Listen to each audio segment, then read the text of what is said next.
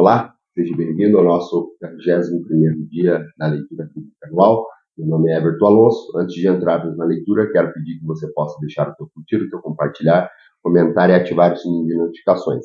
Hoje nós iremos ler Êxodo no capítulo 33, iremos até João no capítulo 12, retornaremos a Provérbios no capítulo 9 e por fim finalizaremos a leitura de hoje em Efésios no capítulo 2.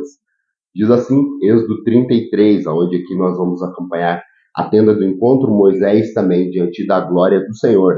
Diz assim, Êxodo no capítulo 33.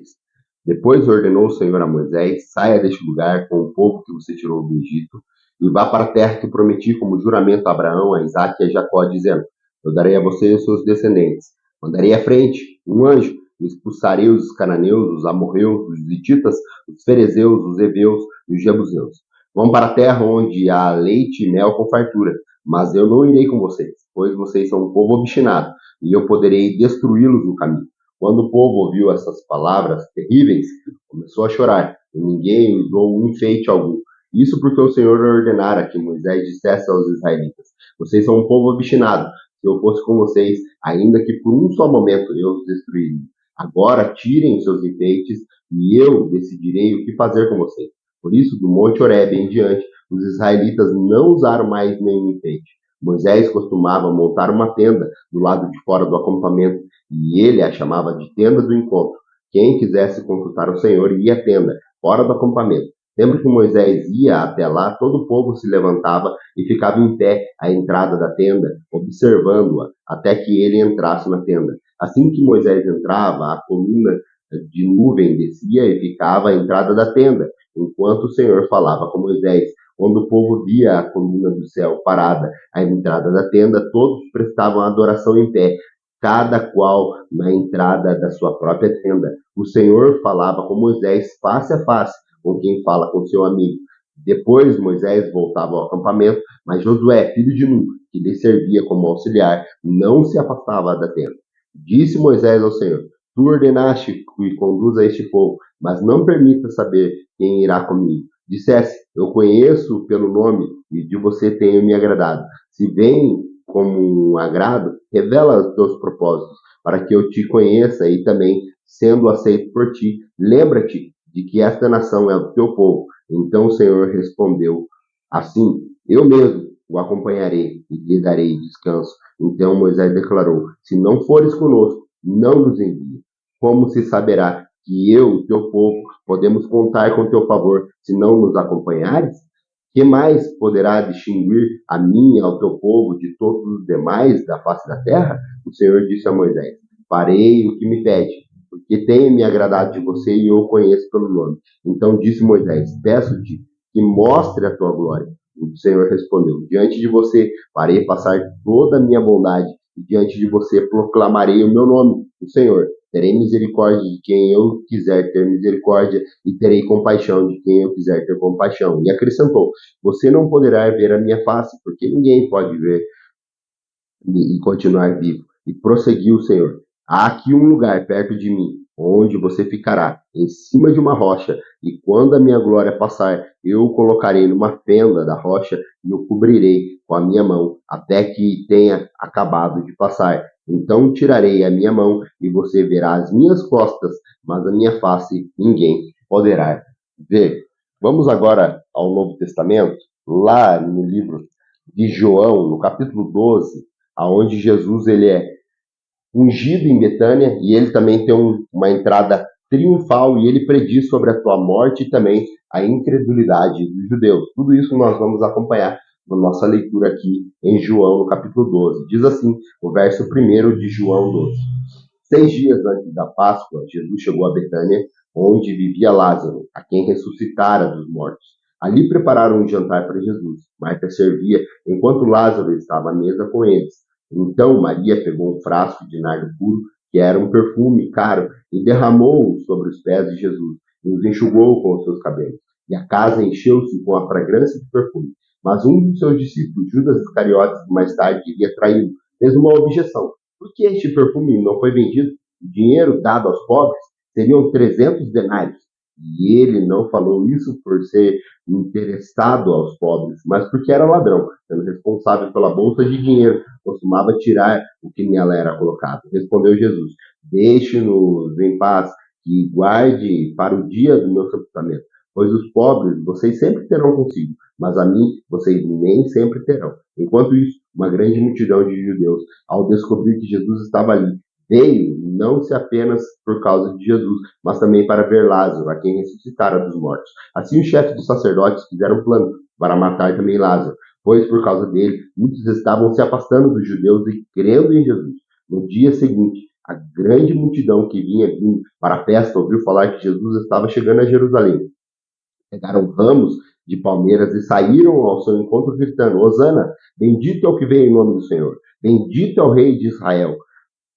Jesus conseguiu um jumentinho e montou nele, como está escrito: Não tenham medo, ó cidade de Sião, eis que o seu rei vem, montado num jumentinho. A princípio, seus discípulos não entenderam isso. Só depois que Jesus foi glorificado, eles se lembraram dessas coisas que estavam escritas a respeito dele e do que foram ditos. A multidão que estavam com ele, quando mandara Lázaro sair do sepulcro e o ressuscitara dos mortos, continuou a espalhar o fato. Muitas pessoas, por terem ouvido falar que ele realizara tal sinal milagroso, foram ao seu encontro. E assim os fariseus disseram uns aos outros: Não conseguimos nada. Olhem como o mundo todo vai atrás dele. Entre os que estavam indo adorar a Deus na festa da Páscoa estavam alguns gregos. Eles se aproximaram de Filipe, que era de Betsaida, da Galiléia, com um pedido: Senhor, queremos ver esse Jesus. Filipe foi dizê-lo a André, e os dois juntos disseram a Jesus. Jesus respondeu: Chegou a hora de ser glorificado, filho do homem. Digo verdadeiramente que se o grão de trigo não cair na terra e não morrer, continuará ele só, mas se morrer, dará muito fruto. Aquele que ama a vida, a perdê-la, ao passo de que aquele que odeia a sua vida neste mundo, conservará para a vida eterna. Quem me serve precisa seguir-me, e aonde eu estou, o meu servo também estará. Aquele que me serve, meu Pai o honrará. Agora meu coração está perturbado. E o que eu direi? Pai, salva-me desta hora. Não, eu vim exatamente para isso, para esta hora. Pai, glorifica o teu nome. Então veio uma voz do céu. Eu já o glorifiquei e o glorificarei novamente. A multidão que ali estava a ouviu e disse que tinha trovejado. Outros disseram que um anjo lhe tinha falado. Jesus disse: Essa voz que veio por causa de vocês, não por minha causa. Chegou a hora de ser julgado a este mundo. Agora será expulso o príncipe deste mundo. Mas eu, quando for levantado da terra, atrairei todos a mim. Ele disse isso para indicar o tipo de morte que haveria de sofrer. A multidão falou: A lei nos ensina que Cristo permanecerá para sempre. Como pode dizer isso? O Filho do Homem precisa ser levantado? Quem é este Filho do Homem? Disse-lhes então Jesus: Por mais um pouco de tempo a luz estará entre vocês. Ande enquanto vocês têm luz, para que as trevas não os surpreendam. Pois aquele que anda nas trevas não sabe para onde está indo. Creiam na luz, enquanto vocês a têm, para que se tornem filhos da luz. Terminando de falar, Jesus saiu e ocultou-se deles. Mesmo depois que Jesus fez todos aqueles sinais milagrosos, não creram nele. Isso aconteceu para que se cumprisse a palavra do profeta Isaías, que disse: Senhor, quem creu em nossa mensagem e a quem foi revelado o braço do Senhor? Por essa razão, eles não podiam crer, porque, como disse Isaías no outro lugar, cegou os olhos, os seus olhos, endureceu os coração, para que não vejam com os olhos, nem entendam com o coração, e nem se converta, e eu os cure. Isaías disse isso porque viu a glória de Jesus e falou sobre ele. Assim, ainda assim, muitos líderes dos judeus creram nele, mas por causa dos fariseus não confessaram a sua fé com medo de serem expulsos da sinagoga, pois preferiram a aprovação dos homens do que a aprovação de Deus. Então Jesus disse em voz alta: Quem crê em mim não crê apenas em mim, mas naquele que me enviou. Quem me vê, vê aquele que me enviou. Eu vim ao mundo como luz, para que todo aquele que crê em mim não permaneça nas trevas. Se alguém ouve as minhas palavras e não lhe obedece, eu não o julgo, pois eu vim não para julgar o mundo, mas para salvá-lo. Há um juiz para quem me rejeita e não aceita as minhas palavras. A própria palavra me profere, o condenará no último dia. Não falarei mais por mim, mas o Pai que me enviou e me ordenou. O que disser e o que falar, sei que o seu mandamento é vida eterna. Portanto, o que eu digo é exatamente o que o Pai me mandou dizer. Vamos agora voltarmos para o livro de Provérbios, no capítulo 9, aonde aqui a sabedoria e a sensatez faz um convite. E a escolha é nossa, né? Então, por isso aqui, nós vamos encontrar Provérbios 9 falando sobre os dois convites. O convite da sabedoria e o convite também da insensatez que faz para todos nós. Provérbios 9, verso 1 diz assim: a sabedoria construiu a sua casa, ergueu suas 7 colunas, matou animais para refeição, preparou seu vinho, arrumou sua mesa, encheu suas servas para fazerem convites, desde o ponto mais alto das cidades clamam. Venham todos os inexperientes, aos que não têm bom senso, ela diz, venham comer a minha comida e beber o vinho que preparei.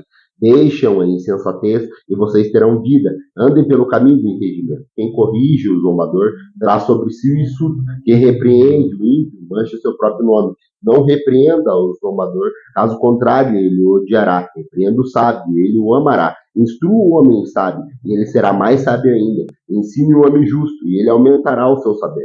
O temor do Senhor é o princípio da sabedoria, e o conhecimento dos santos é o entendimento, pois por meu intermédio seus dias serão multiplicados, e os tempos da sabedoria prolongará. Se você for sábio, seu benefício será seu. Se for zombador, sofrerá as consequências.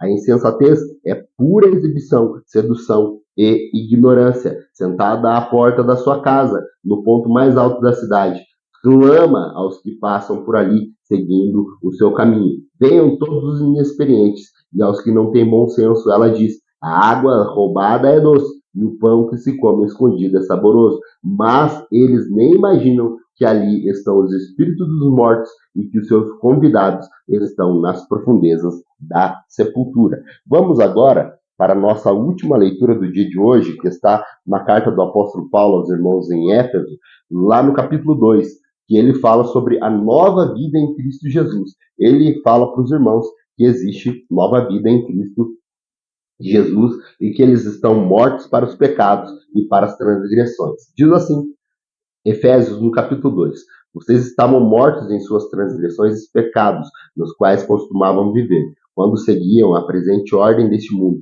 E o príncipe do poder do ar, o espírito que agora está atuando nos que vivem na desobediência, anteriormente todos nós também vivíamos entre eles, satisfazendo a vontade da carne, seguindo seus desejos e pensamentos. Como os outros, éramos por natureza merecedores da ira. Todavia, Deus, que é rico em misericórdia, pela grandeza de amor que nos amou, deu-nos a vida com Cristo, quando ainda estávamos mortos em transgressões. Pela graça, vocês são salvos.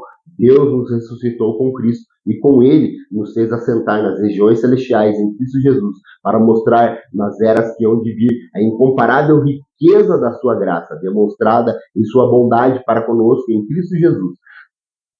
Pois vocês são salvos pela graça por intermédio da fé. E isso não vem de vocês, é dom de Deus, não por obras, para que ninguém se glorie, porque somos criação de Deus realizada em Cristo Jesus para fazermos boas obras, as quais Deus preparou antes de nós as praticarmos. Portanto, lembre-se do que anteriormente vocês eram gentios por nascimento e chamados incircuncisão, pelos que chamam circuncisão, feita no corpo, por mãos de homem, e que naquela época vocês estavam sem Cristo, separados da comunidade de Israel, sendo estrangeiros, quanto às alianças da promessa, sem esperança e sem Deus no mundo. Mas agora em Cristo, vocês que antes estavam longe, foram aproximados mediante o sangue de Cristo, pois Ele é a nossa paz, o qual de ambos fez um e destruiu a barreira, o muro da inimizade, anulando em seu corpo a lei dos mandamentos expressos em ordenança. O objetivo dele era criar em si mesmo, dos dois, um novo homem, fazendo a paz e reconciliar com Deus os dois em um corpo, por meio da cruz, pela qual ele destruiu a inimizade. Ele veio e anunciou paz a vocês que estavam longe e paz aos que estavam perto.